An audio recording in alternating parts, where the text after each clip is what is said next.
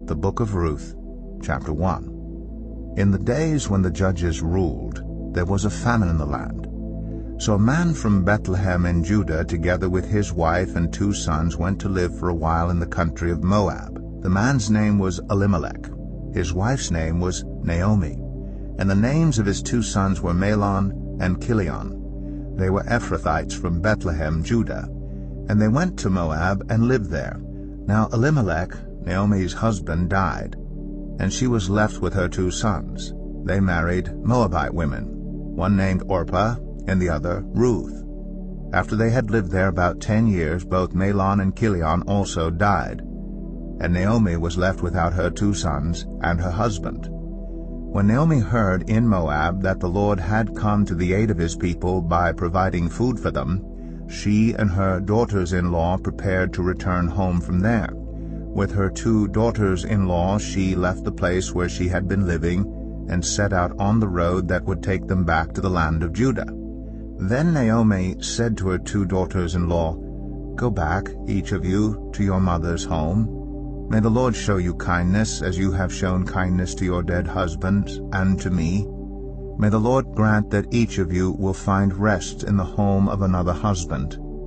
Then she kissed them good-bye, and they wept aloud, and said to her, "We will go back with you to your people." But Naomi said, "Return home, my daughters. Why would you come with me? Am I going to have any more sons? Who could become your husbands? Return home, my daughters. I am too old to have another husband. Even if I thought there was still hope for me, even if I had a husband tonight and then gave birth to sons, would you wait until they grew up? Would you remain unmarried for them? No, my daughters, it is more bitter for me than for you, because the Lord's hand has turned against me."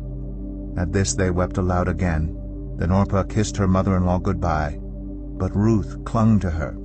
"Look," said Naomi, "your sister-in-law is going back to her people and her gods. Go back with her."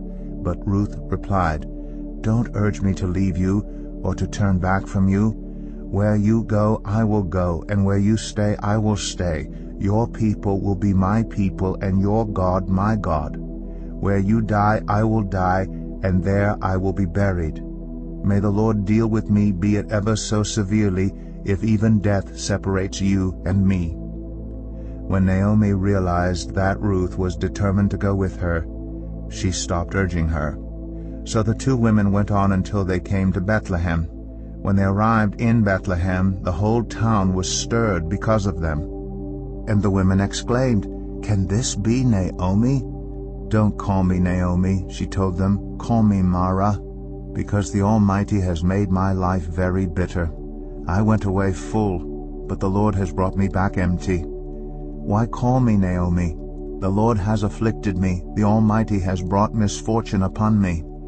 So Naomi returned from Moab, accompanied by Ruth the Moabite, her daughter-in-law, arriving in Bethlehem as the barley harvest was beginning.